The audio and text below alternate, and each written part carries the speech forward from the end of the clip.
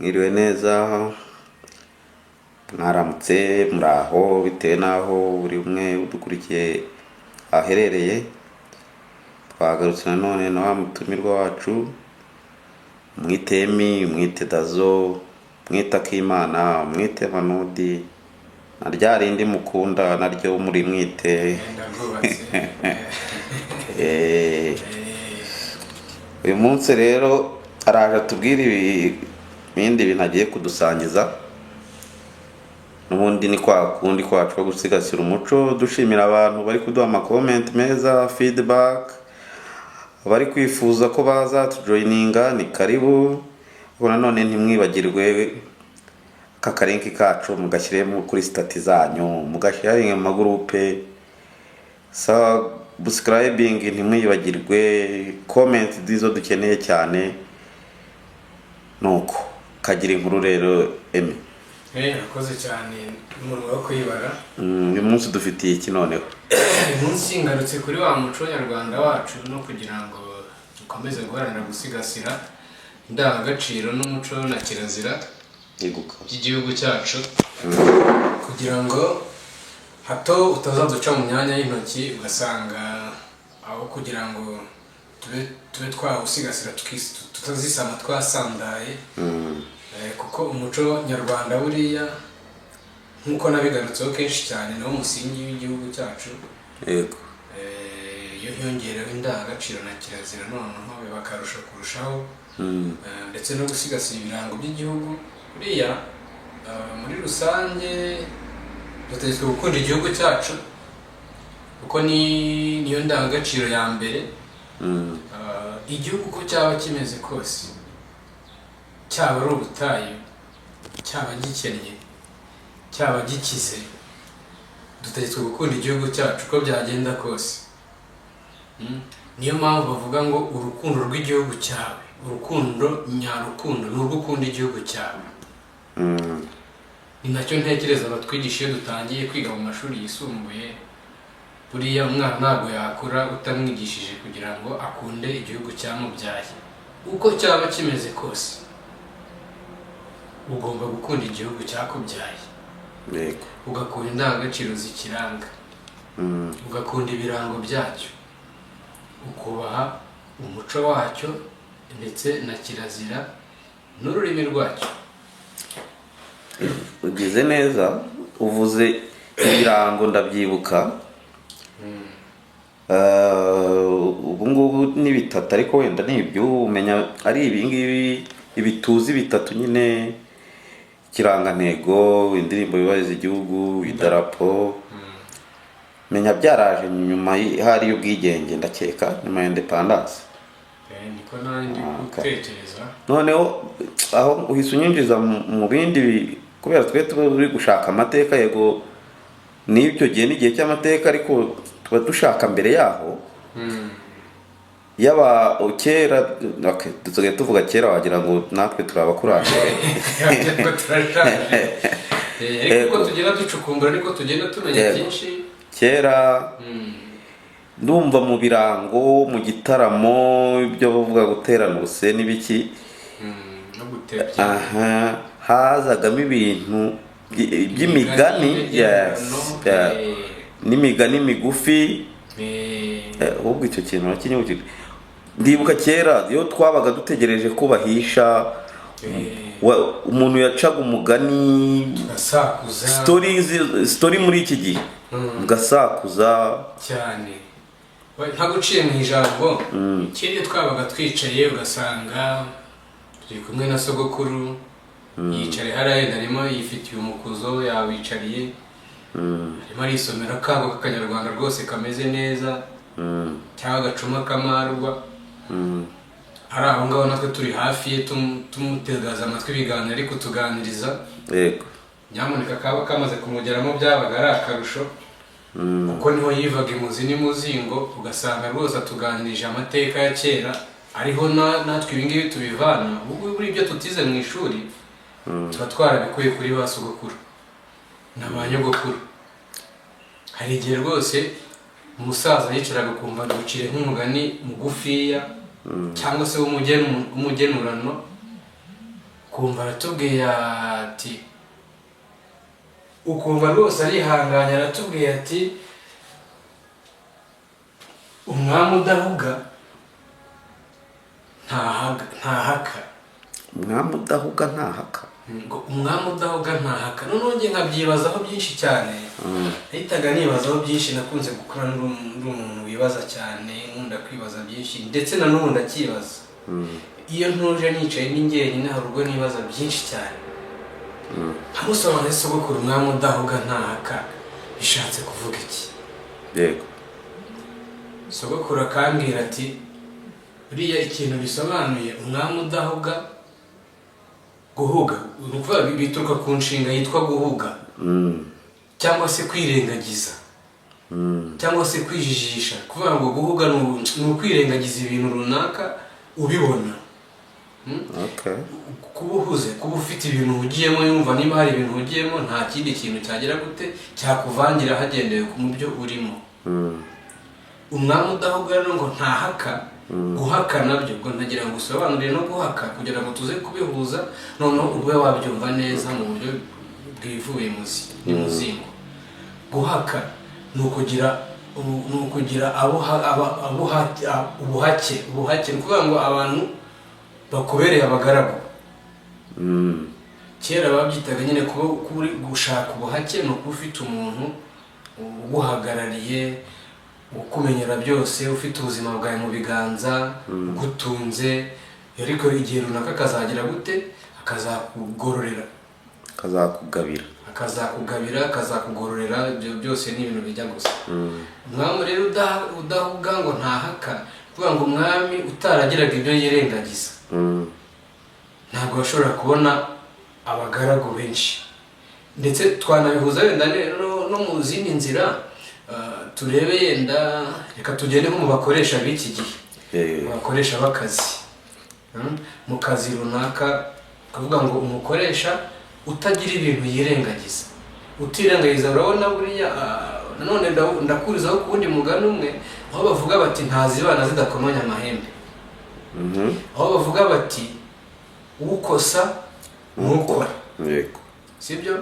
ni ukuvuga ngo tubihuje rero no kubakoresha. ubungubu umukoresha utabasha kwirengagiza udukosa tumwe na tumwe ngo agereranye umusaruro abo abereye umuhake, abo abahatse barimo kumuhereza, agereranye wenda amakosa n'umusaruro bamuha batanga. kuba uri umukozi nawe uvuze ko ari umuhake w'umukoresha, ni ikinyarwanda, babubeshye. sibyo? rero umukoresha utabasha kugira utuntu yirengagiza runaka, tuba mu kazi kubera yuko ntazibana zidakomanya amahembe, kandi turi abantu, kandi ukosa arukora. ukosa nukora. burya udakora ntiyakosa. yego. ni ukuvuga ngo rero tubihuje aho ngaho niho wavuga ngo umwami udahuga ntahaka. kuvuga ngo umwami utagira ibintu yirengagiza ashobora kubura abagaragu. naguciye mu ijambo guhuga ukuntu ntangiye kubyumva. n'ubundi ntabwo twabigira kubyumva neza. ni ukuba busy. ni ukuvuga umuntu udafite icyo akora niwe ubura udukosa twa hato na hato. nimba bivuze neza se? oya. ni ukuvuga ngo ntabwo ari ukuba busy, ubwo kuvuga ngo si uko abatabo yabibonye. sibyo? umwami ashobora kuba arimo arareba abagaragu. tubare barimo, reka tubihuze na kera imirimo yakundaga kuba yenda ibaho. tubare yenda hari umugaragu ushinzwe kuba ari gucunga inka z'ibwami. umwami si uko ari bubyuke ngo asange inka imwe yabashije kuryama mu mase abone ntabwo umugaragu yayihanaguye, yabashije kubyagira. icyo gihe yayibonye, ariko kuko azi neza yuko wa mugaragu we yitwara mu bindi bintu byiza cyane, ntabwo yahutiraho amuca. kuko ibwami babyitaga kumuca nyine, amuciye ibwami. ubwo ngubwo urumva amuvanye hehe? amuvanye mu nshingano, amuvanye mu mirimo, amuvanye mu buhake yakabaye arimo ari gushaka ubuzima. kandi icyo gihe uwahakwaga bwo nta nubwo yanahembwaga, yabaga azagororerwa igihe runaka n'umwami. rero sogokuru akatubwira ati umwami udahuga ntahaka. bisobanuye ko tubihuje na bene avuga by'abakoresha, uri umukoresha utagira ibintu runaka wirengagiza, cyangwa se utagirira impuhwe abo ukoresha n'abo mukorana. Ushobora kubura abo mukorana cyangwa se ukabura gukoresha. Ni uko nguko nabisobanura. kandi bavuga ko nta wigira. N'uwo mugani nawe ni Umunyarwanda. Umugani w'umugenurano uvuga neza ko nta wigira. Impamvu nta wigira, buri uko watunga amafaranga ka mirenge runaka, ushobora kuba ufite amafaranga, tubere n'urugero, ukabura umwe ku mubumbe, reka tubivuge gutyo muri za mvugo z'iki gihe. Icyo gihe amafaranga nta kintu yakumarira, kabura abantu. wayagura iki? Nubwo wakigura nta bantu se waba ukiguze nande. Tubare ko ushoboye no gukoresha ubukwe, wenda reka tubare ko hari n'abantu batuye, ariko buryo ufite amafaranga warangiza ukavuga uti nta bantu mfite, ntabwo wakoresha ibirori bwaryo wenyine. Kuko buriya ubukwe cyangwa ibirori ni abantu. Niyo banavuze ngo hari abantu ntihapfa abandi, ubu nawo ni umugani turagenda tuyigarukaho gake gake igenda izamo. Hari abantu ntihapfa abandi, ni umugani wumvikanisha yuko abantu ari abantu, umuntu ari abantu. Kubaho ni abantu, kubaho ni magirirane. Ubwo nawo n'undi mugani naho ujemo, yose ni imigani. Urumva abantu ni magirirane. Buriya ntabwo umukire yabo nta mukene uhari, yakwikorera se. Ikindi kandi guhaha isaza n'undi mugani nanone w'umugenurano bakagira bati hakiri uwakene. Yego, niba rero hakiri uwakene, ubwo hashobora no gukena n'uwagize gute, ntiwakize. Biragendana, bimeze nka cya kiganiro duheruka kuganiraho twavugaga tuti ikibi n'icyiza biragendana. Sibyo? Ntabwo wabona dushyize muri za ndimi zadukorera z'amahanga, ntabwo wabona positifu nta negatifu ihari. Ntabwo habaho ijoro nta mucyo. Izuba n'ukwezi. Ni ibintu bigendana. Ubuzima n'urupfu cyane rwose. Ni hahandi ahubwo nanone ubwo ngarutse hariya bagira bati umwami udahuga ntahaka. Iyo umwami byamunaniye guhuga, niho haviraho undi mugani none bavuga buriya ngo iby'abapfu biribwa n'abapfumu. Buriya se ndagusobanurira impamvu biribwa n'abapfumu. Hari igihe ugira gutya ugasanga ubashije kudahuga ukirukana umugaragu wari ugufitiye akamaro, wabashaga kugira gutya wenda akita ku bikorwa byawe, kita ku matungo yawe, kita ku muryango wawe, kita no ku bantu bawe, warangiza ukazana utabibashije. Ariho naho tuvanira n'undi mugani ko wirukana umugore kuko ni gufwa kaza nurimira umugore. Ni ibintu bigenda bihura, bigenda bijya gusa byo bikagaruka kandi icyo bita ku muco. Kuvuga ngo ino migani y'imigenurano twumva ni abagihanga, ni abakurambere bacu, nibo bayishyizeho, aribo bahanze u Rwanda rwacu. Ariyo mpamvu buri muntu agiye yigenderaho akayubahiriza, uko byagenda kose yagira hava n'ahagera mu buryo bwiza bwo kuzamuka, atari ugusubira inyuma. Yego, kuko buriya abakurambere bacu bari abahanga cyane. Nigeze nasoma amateka numva ukuntu ubu ngubu ngo bahanze u Rwanda, bahanga izi ndangagaciro n'umuco mu gihe kingana n'imyaka ngo isaga 500. Icyo gihe twari twagira gute,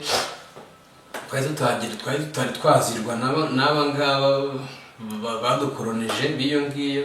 Kuko nabo buriya ngo badukoroneje nabo badutekerejeho.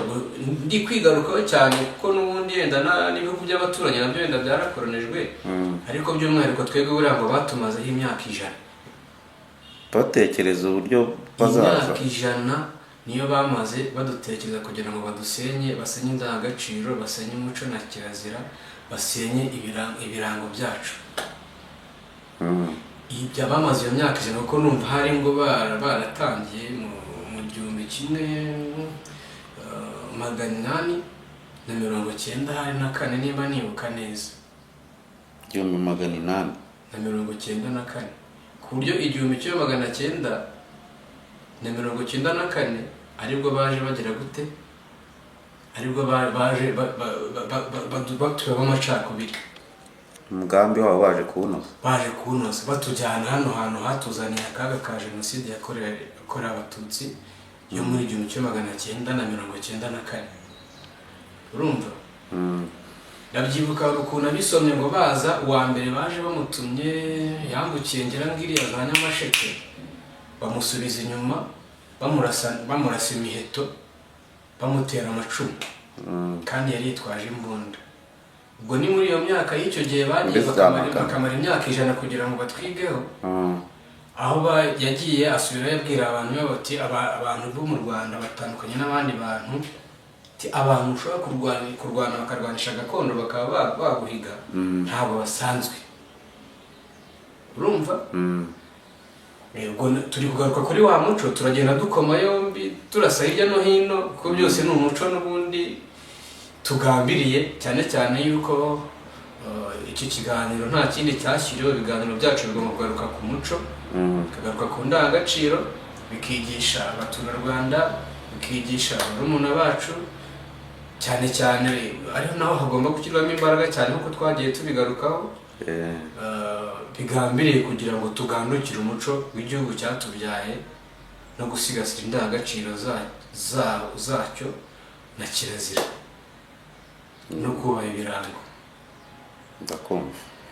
kuvuga ngo rero iyo witegereje ukareba iyo tugana rwose usanga turamutse twubashye indangagaciro abakurambere bacu badusigiye, tukagerageza kwiyambura icyo nakwita ubushwambagara, icyo nakwita ubukoroni. kuko ubukoroni iyo witegereje usanga butazashira, buratambuka ugasanga twarakoronejwe, ukagira gutyo kumva ibintu byinshi na byinshi byitirirwa abazungu, kura n'umuntu ugasanga mu cyaro niho bikunze kuba cyane. ngo nasanze Kigali harabaye Burayi. kandi ni Burayi atazi. impamvu bavuga Burayi ni iki? ni ukubera ari mu bazungu. ubwo icyo ni nacyo mpita numva ko ari ubukoroni rwose. birumvikana. yawe ya masaha yacu arongeye, si amasaha tuzayakorera ikira. oya ntacyo buriya amasaha nyine ni umwanzi, ariko ntacyo tugomba gutwaza. yego. ubwo twaba dusoreje aha wenda, ariko abantu nanone bibuke comment, dukeneye ko mutungura inama natwe mutubwire ati dukosora ibi cyangwa dushyiremo imbaraga muri ibi. hasi mwibuke rwose muduhe comment. abafite icyo baturusha, ntabwo turi bakuru cyane ariko nta nubwo turi bato bo gutuma umutsima harya niko bavuga. ntabwo turi bato kandi gito. yego. ntabwo turi gito. abaturushaho ntabwo tuhagarariye, ntabwo tuzi byinshi, turi Imana. bakwiriye kwandikamo bakatubwira ati mwakongeramo ibi se, mwakuramo ibi se, aha mwavuze nk'abana se. mbese ibitekerezo byanyu birakenewe aho muri hose mutureba mudukurikira, kuko n'ubundi bica ku mbuga nkoranyambaga. ariko inyunganizi zanyu zirakenewe, yaba kunenga yaba gushima, uretse ko kugeza ubu ngubu ntabwo nabona abantu batunenga pe. ntabwo usanga babyishimiye. nama wakoze rero kubw'umwanya wawe. abadukurikiye nabo namwe mwakoze, ko mbasabe nanjye vuba mbibutse, ndacyabasaba ubutumwa mu bugira ubwanyu, mu bugira ubwacu, aho bishoboka mu buhageze. icyo bizamara ndizera ko kizaba cyiza kurusha icyo byatwara. yego. abo binyura muhererekanye, muhereze na bagenzi banyu. inama zirimo niba ari ingirakamaro zikunogeye, hereza na mugenzi wawe. yego. turushaho twese kubaka igihugu cyatubyaye. ntacyo biba bitwaye. turabashimiye rero, tuhurire mu kiganiro cy'ubutaha. murakoze cyane. Sawa. Yego.